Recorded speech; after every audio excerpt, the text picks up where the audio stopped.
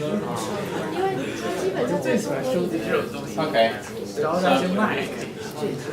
Yeah, let's resume. So, one very brief heads up in terms of the project. So I've had a whole bunch of people come to me, and some of you have put forward extremely impressive projects, and they're well worked out and well planned out. Some of them are also very impressive, but a little bit risky. Risky in the sense that they rely on you being able to get certain data sources that you may or may not be able to get. So what I would strongly urge you to do as you decide to go for a specific project, to actually make sure you can get the data. So it's a good idea to, for instance, look at the robots.txt file or other API constraints if there is an API, if you want to get data. You might want to then just start actually test crawling that data source and see how much data you can get. In some cases you can get away with it. Now this is something you can do as a student that you wouldn't be allowed to do never ever if you're a startup or a publicly listed company. But as a student you can do that for research purposes. And it would be not a nice thing if you did it for research purposes and then reuse the same data for a startup without asking those other guys for permission. The other thing that you may do is you simply send them an email and ask, well, guys, do you mind if I use your data? I'm a student at Berkeley, and by the way, I'm taking this Scalable machine learning class, and I would like to do such and such with the data. You might not get any answer, or they might send you a hard drive, and it's completely unpredictable. Or they might send you a big stack of NDAs and then the hard drive. So, but basically do your homework on that, because otherwise your project might fail. Design your model, your questions around the data that you can get. It's probably a good idea to do it this way around than the other way around, because you may not be able to get the data that you want. I know this is all completely obvious, no-brainers, but just make sure you don't fall into that trap. And if you have trouble figuring out, good public data sets, or are short of problems, talk to me. I'm here every Tuesday from 1 to 3, and come in and talk to me, and I'll try helping you as much as I possibly can. Good. So, and of course also, post on Piazza, and occasionally I will have time to answer the questions. It depends a little bit on whether I'm traveling or not, like I was traveling last week. So, Lagrange multipliers, let's just, look at that. And this looks like a very innocuous thing, right? It's just our objective function. We had a constraint optimization problem. And now we make it unconstrained by just adding those constraints as penalties with suitable coefficients alpha I. Now, of course, if I knew those alpha i's perfectly, I'd be done, and the problem is nice and convex, and it's unconstrained, and then I can use the Newton method and be happy. In practice, I don't know the alphas, so well, how can I actually go and find the alphas and the x's at the same time? So for that, there is this beautiful saddle point condition, and that is the thing that we're going to prove now, namely that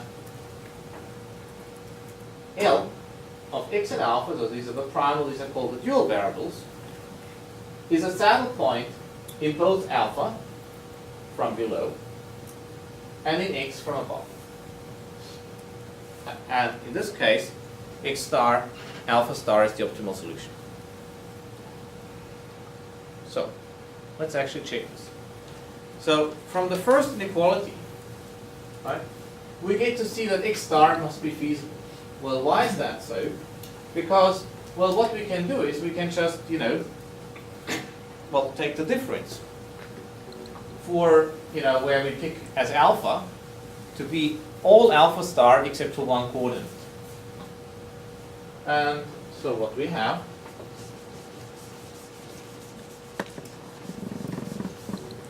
let's just go back for one slide so you can see. Remember, we had sum over alpha I ci. Right?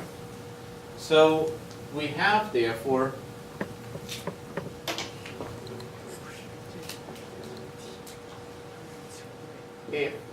of x star plus sum over alpha I star ci of x star, all i's not equal to j, plus here we have some alpha, well, we have alpha j times cj of x star.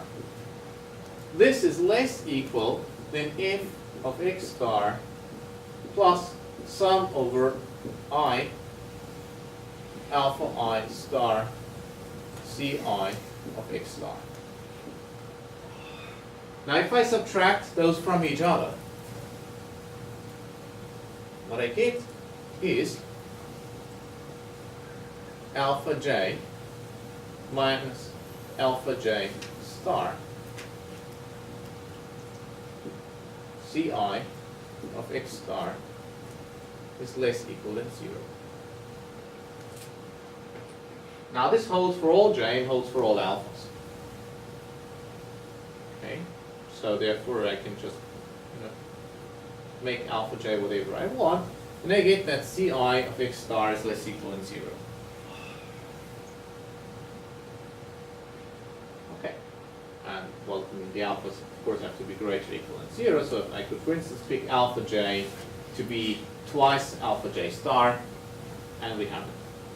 Or alpha j equals 1. Okay, now the next thing is that if I set alpha I equals 0, alpha j equals 0, I get this condition. This is what's called the Kentucky condition. And now, since, well, so the first thing is I showed that this is feasible, so I know this has to be greater or equal than 0. I know this guy has to be greater or equal than 0. So since I have this is less equal than 0, the only way it can work is by equality. So I get what's called the Karush-Kentucky conditions.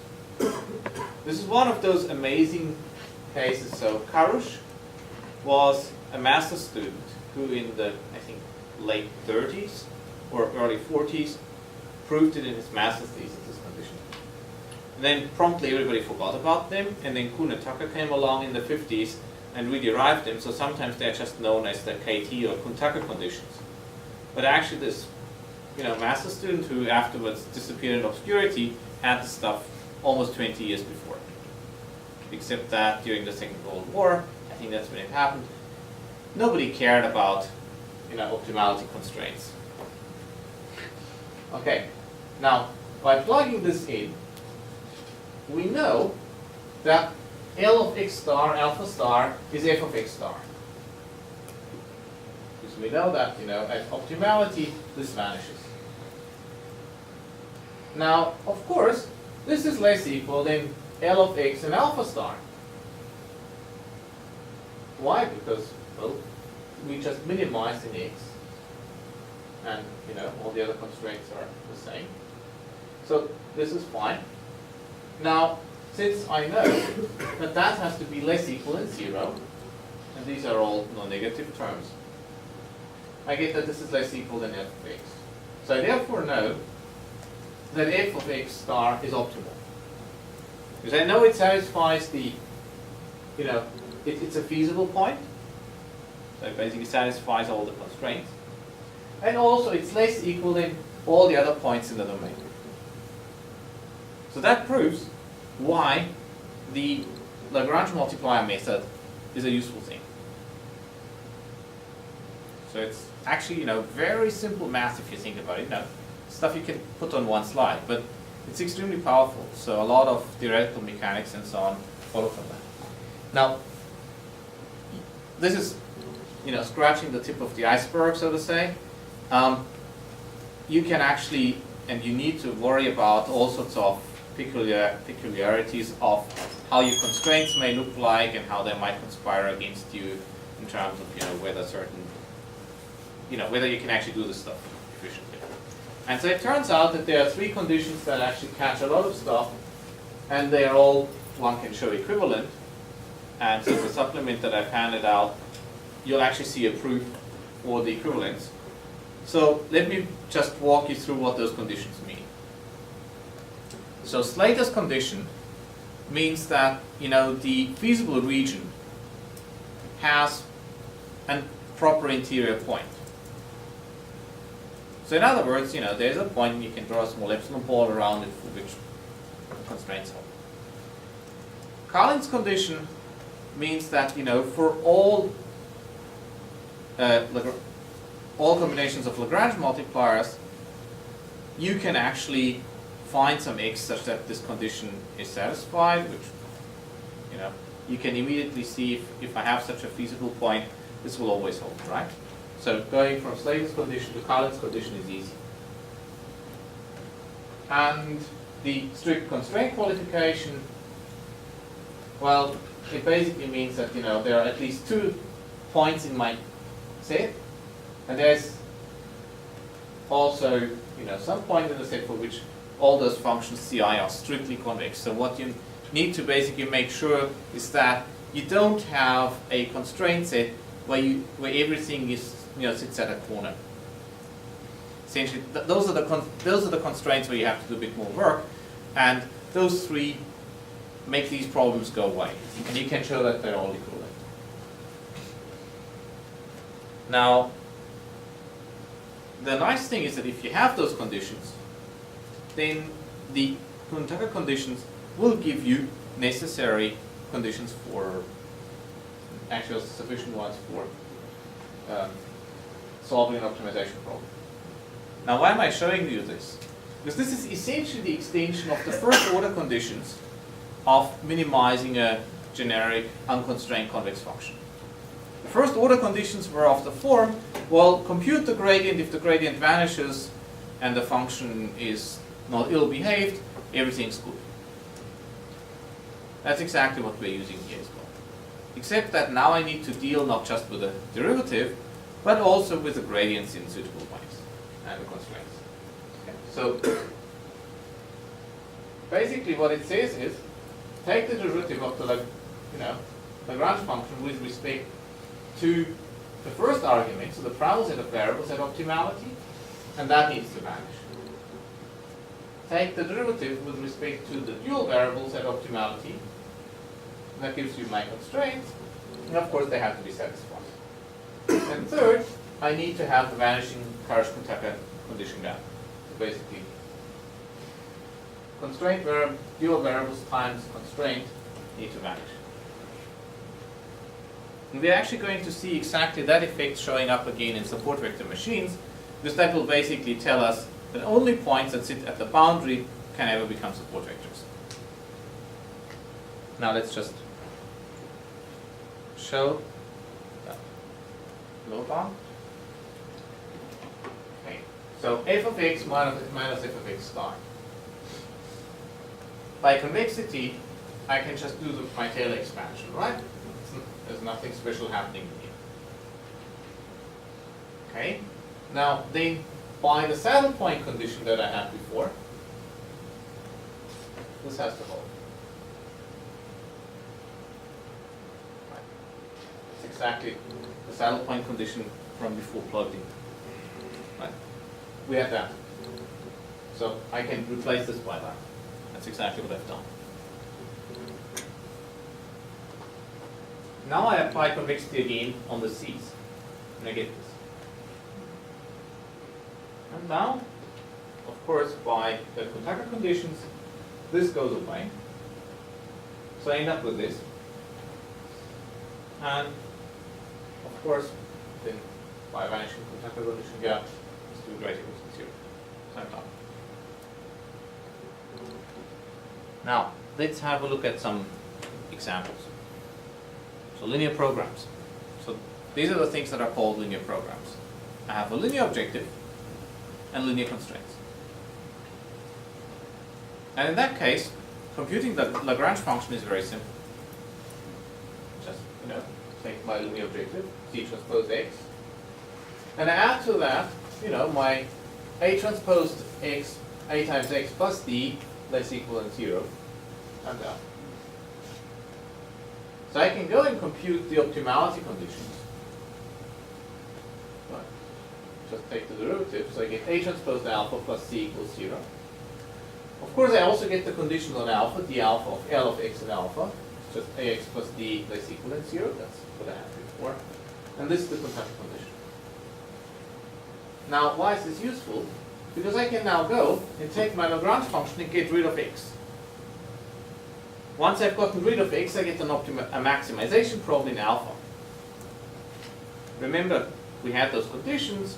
We knew that it's a saddle point, so if I manage to plug in the optimality conditions on x and plug that back into my optimization problem, and if I manage to get the problem only in alpha, then now I have a maximization problem in alpha. This is sometimes called Wolf's dual. So, let's just look at it. A transpose alpha plus C. Well, this term goes away, and that term goes away. Well, that's great, because now everything in x has disappeared. That's immediately a consequence of the fact that my Lagrange function here only has linear terms in x. Since I only have linear terms in x, if I take the derivative, they all get nuked. Right? So what I have left are just terms that don't depend on x, which is alpha transpose D. There we go. Maximize alpha transpose D under the constraint that A transpose alpha plus C is 0. We still need to satisfy an alpha greater equal to 0. So that's now the dual optimization problem to this problem. And in some cases, that dual problem can be actually a lot easier to solve. So why is it really much nicer? Because those free variables become equality constraints. And sometimes those equality constraints may be a lot easier to deal with. Furthermore, equality constraints become free variables. And sometimes the problem decomposes very nicely in that case. In inequalities, they just remain inequalities, but the other way around. The nice thing is also, if you compute the dual of this thing again, you get the primal back. So a lot of early game theory and so on use similar concepts to this. And so sometimes even now still you can use you can do very nice tricks with basically linear programs and get fairly profound results. However, well, tools have moved on since then. These are quadratic programs. So the only difference to before is that now we have a quadratic term in the objective function as well. By the way, any questions so far with what I explained? I know this is a lot more abstract than, let's say, how to partition data on various servers.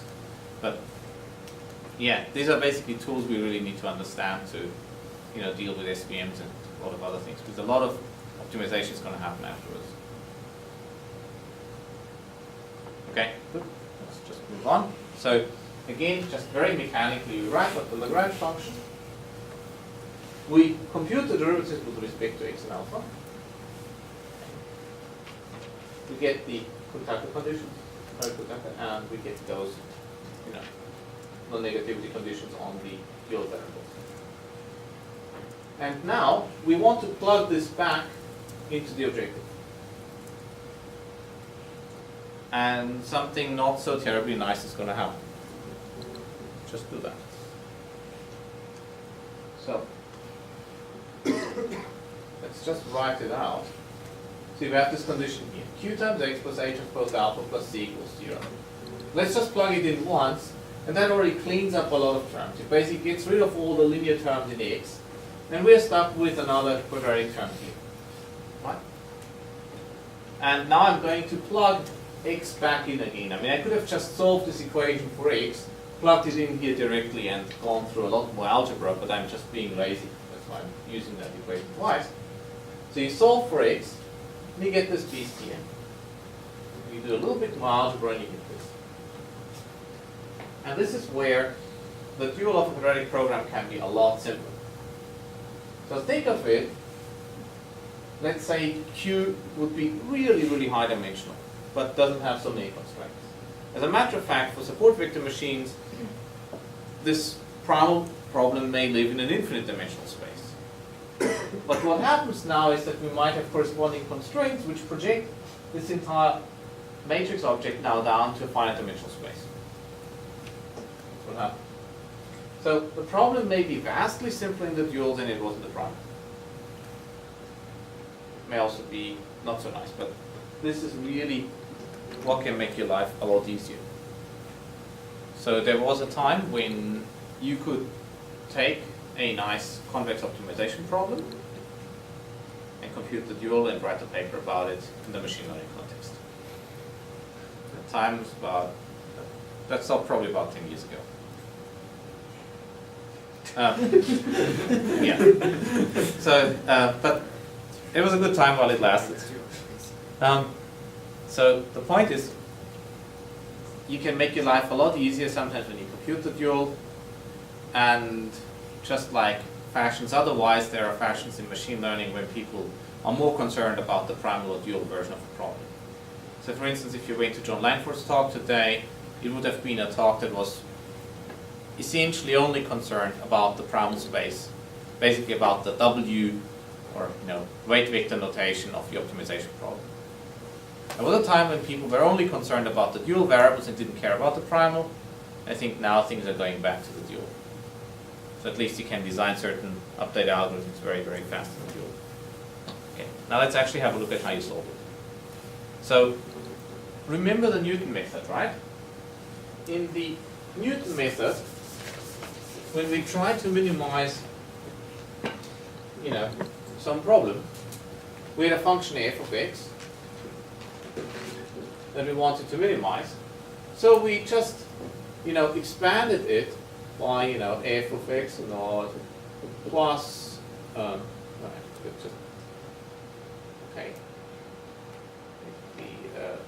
the prime x prime minus x transposed dx of f of x plus 1/2 x prime minus x transposed dx squared f x prime minus x plus, and then some order x minus x prime plus third. And then we said, well, okay, now let's actually solve this linear system of equations, ignoring all the higher order terms. I want to make sure that the first derivative vanishes. So I would basically get something I would get, first of all, get my optimality condition, which is that dx of f of x equals 0. And, well, then my update would be one of the form,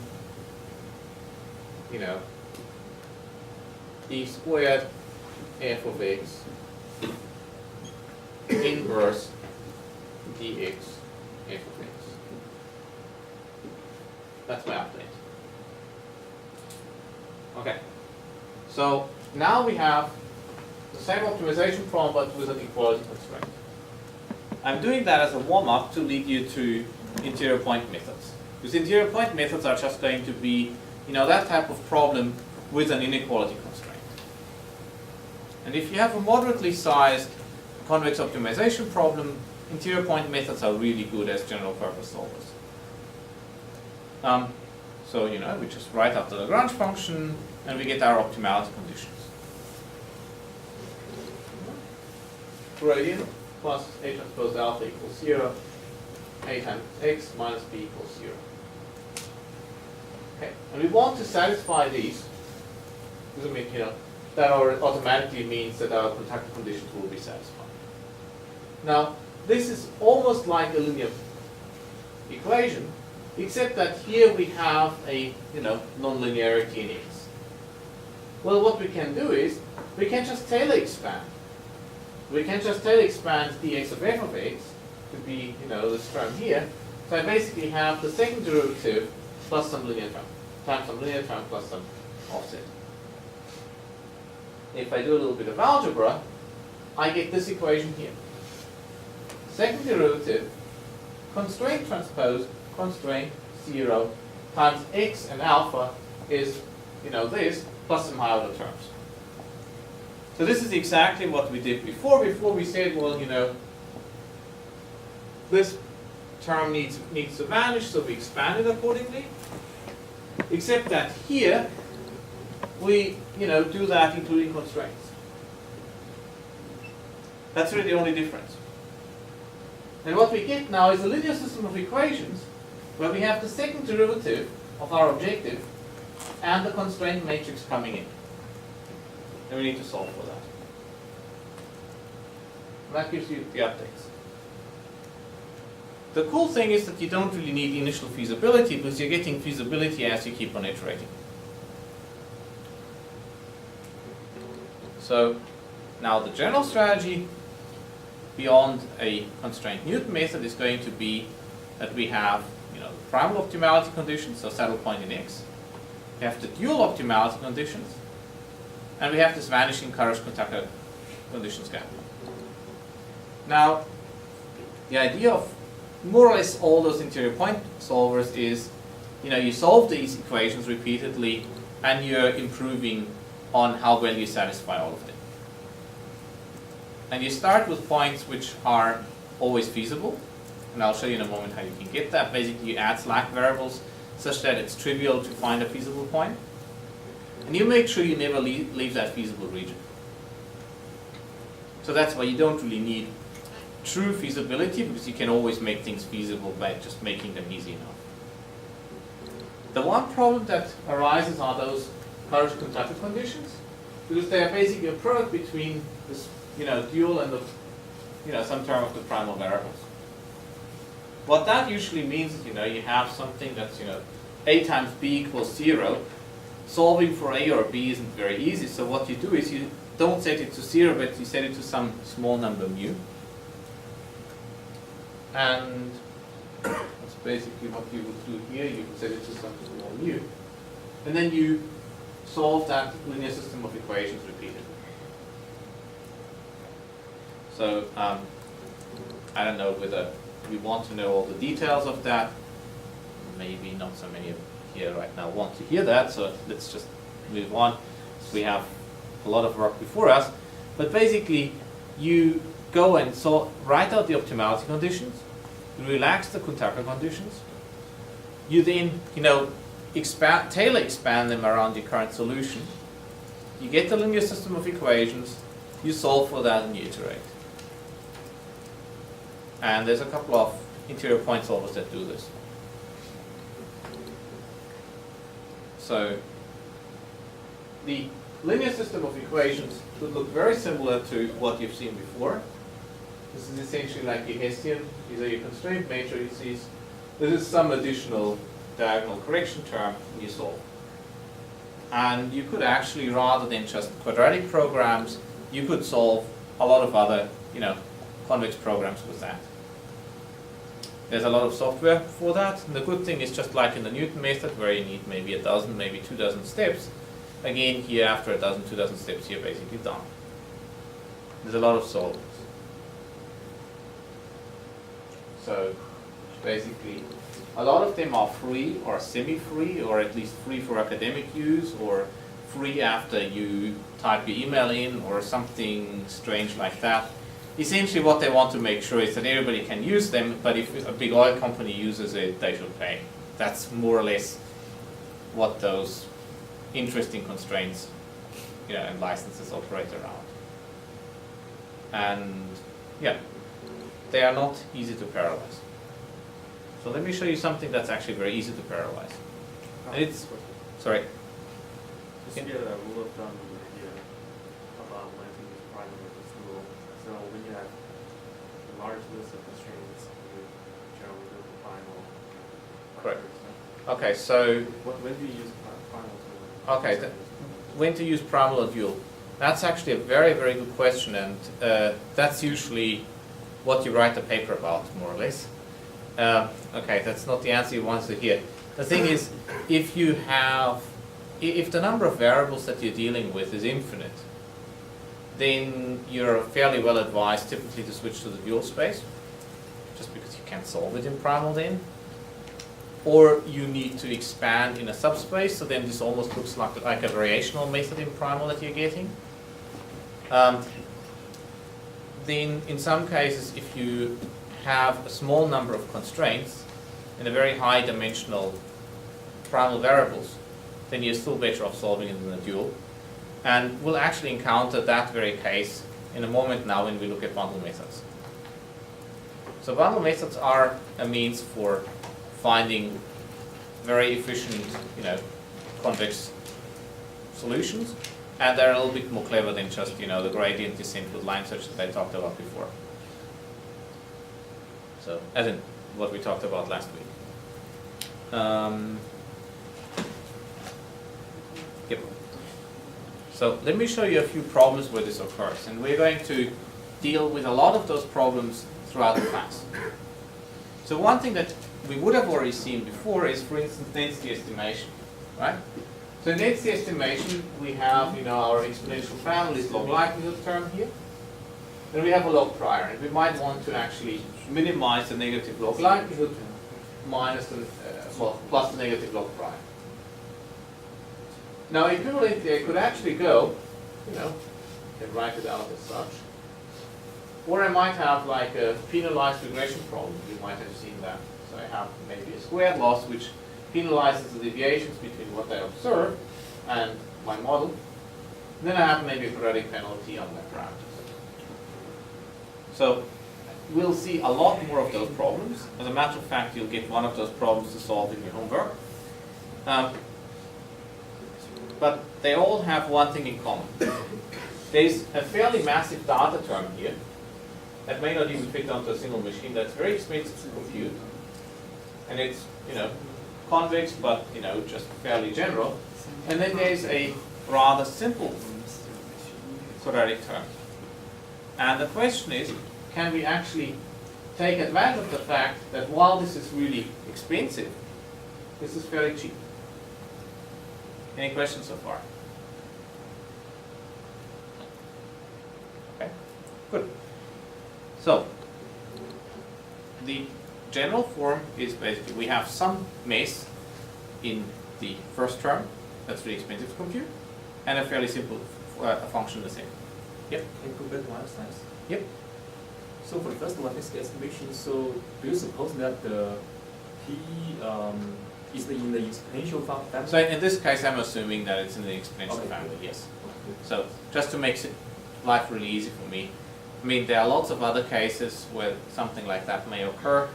What's going to be more interesting is we don't have log of p of xi given theta, but p of yi given xi and theta.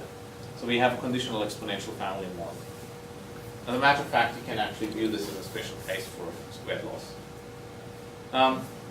But that's basically something that we'll tackle a lot more next week. So the basic idea is, well, this convex loss is really expensive to compute. But if we compute the loss, computing the gradient isn't going to cost us much more. And the line search, however, is just as expensive as computing a new function value. So line search is bad. Gradients are cheap. Function value computation is expensive. As in, gradient and function value are more or less the same cost. In addition to that, I'm assuming that this part is trivial to parallelize. Now this is a very different operating point from what people usually would think of in convex optimization. I would usually say, well, line search is cheap, second derivatives are expensive, matrix inverses are expensive, but those different trade-offs actually make for very different algorithms. So that's why there is no one single best algorithm, and using the right method in the wrong context will give you horrible performance.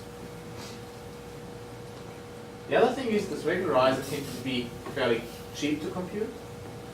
And so what we are going to do is, we're going to, let me show you on the picture, going to compute, let's say this is our Berkeley risk term. We're going to compute tangent. Tangent, of course, is a lower bound. Now I can go and minimize the lower bound plus my maybe quadratic penalty, and I get a new function value. Maybe I end up here.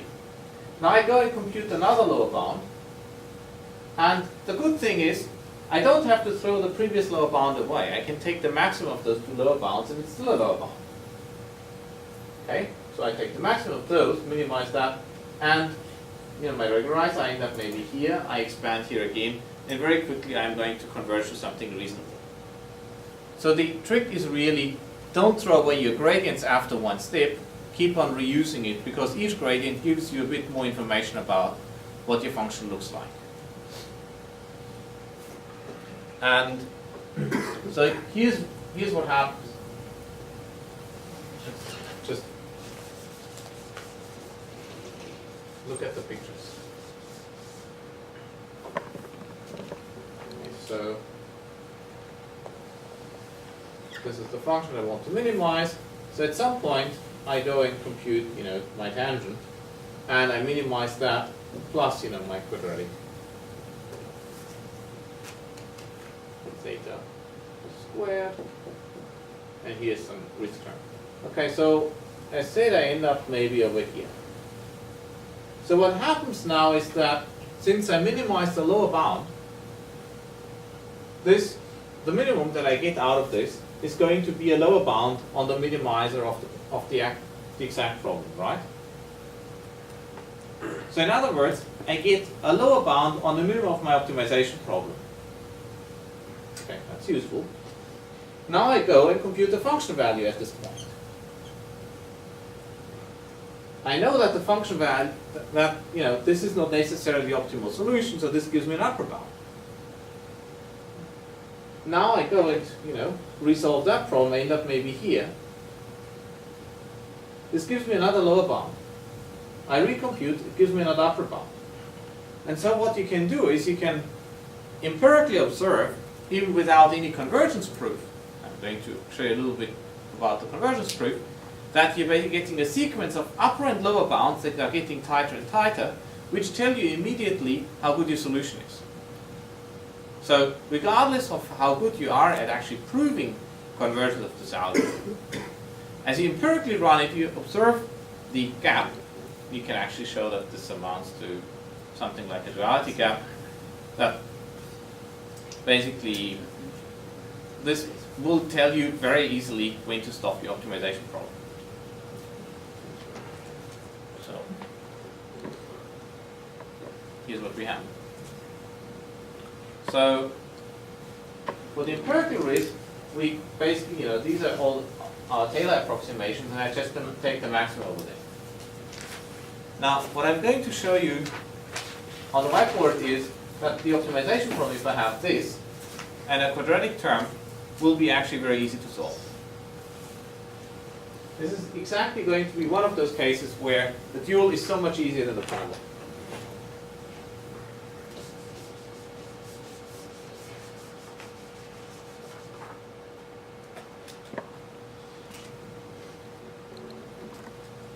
So I have the following thing. I have basically,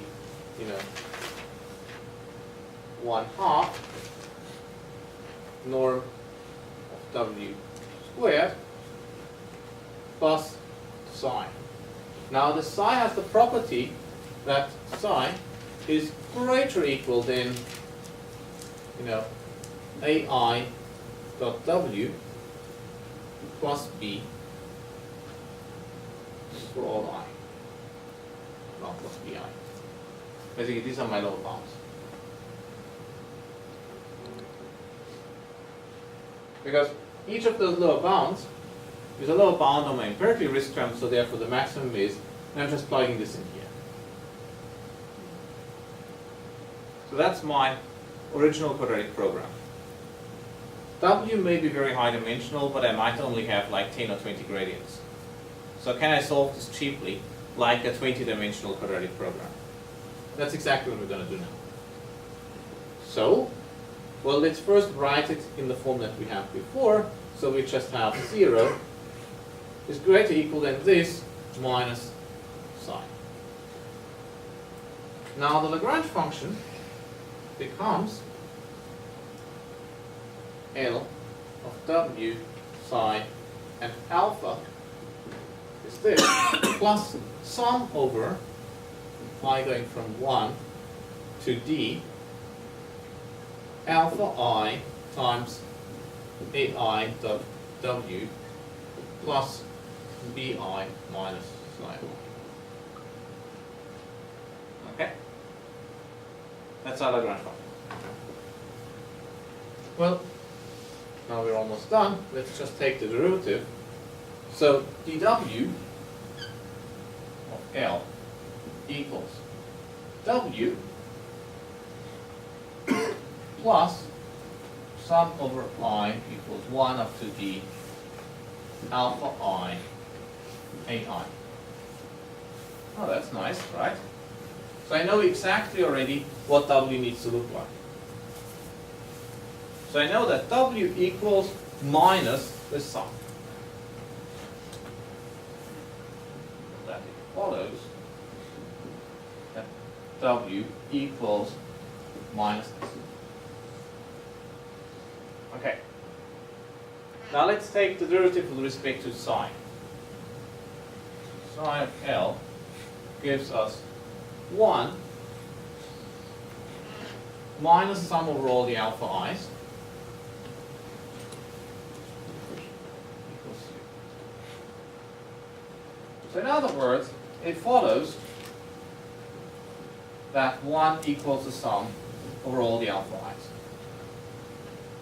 Right?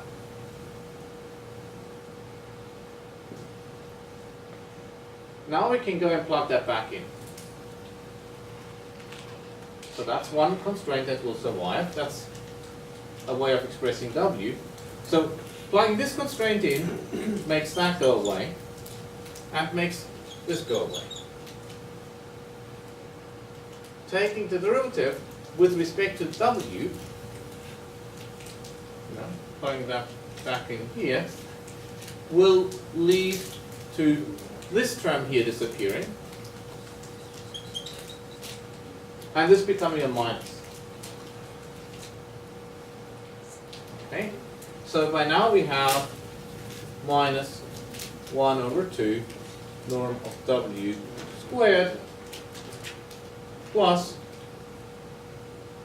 sum over alpha I BI.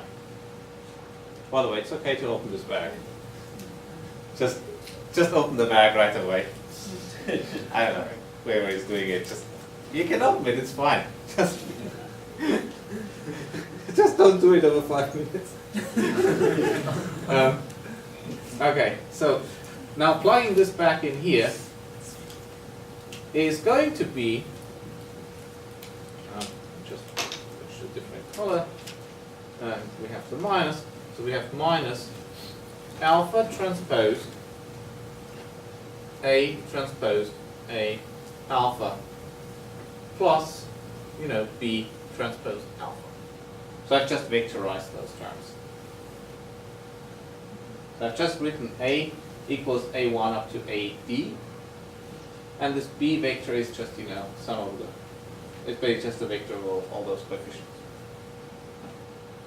And yeah, we have a minus 1. So now we have the dual optimization problem. And this looks a lot simpler, right? We have this constraint that, all the alpha i's sum up to 1, and that the alpha i's are greater or equal than 0.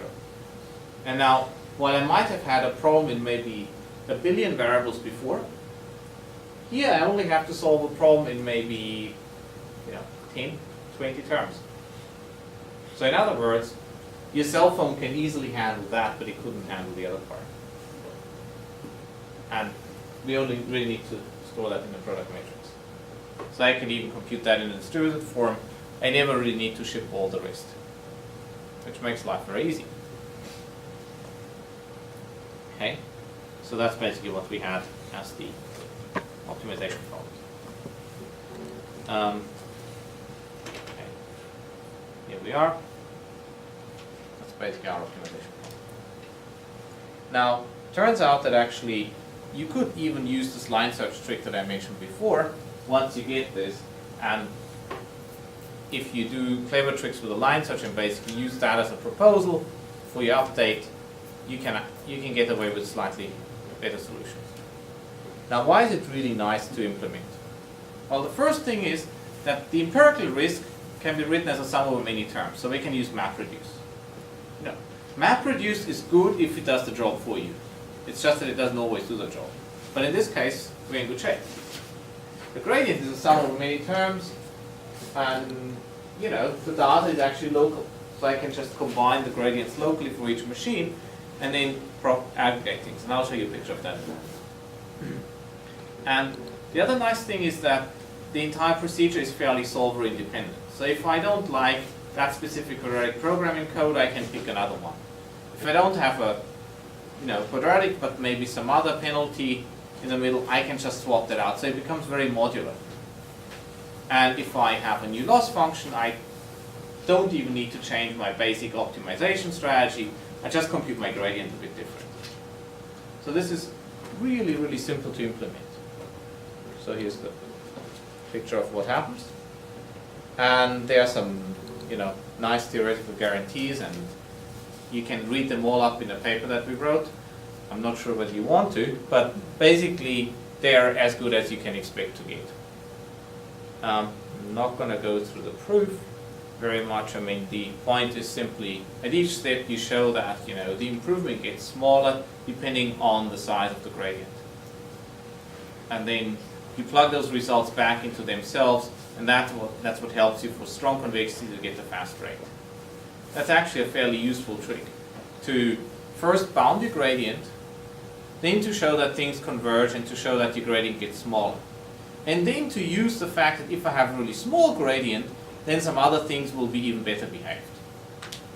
And then plug that result back into the actual proof process. This will give you, better proof strategy. There's a lot more that you could do with convex optimization, so there are lots of beautiful dual decomposition methods. It's a very nice paper that Stephen Boyd and Eckstein and a few others wrote on dual decomposition methods. So there's probably on the internet several videos of Stephen explaining the ADMM methods.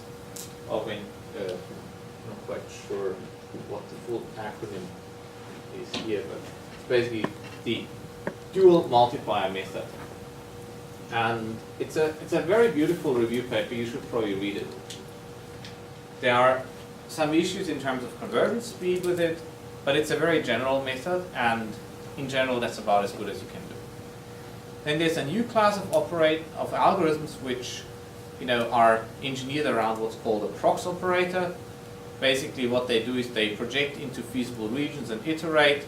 Some of them have, well, let's just say rather strange names like ISTA, or then the fast version is then called FISTA. But the algorithms are actually very effective for, especially if you have like L1 type of constraints. Okay, I think we probably deserve a short break, and then we're going to do online methods after the break.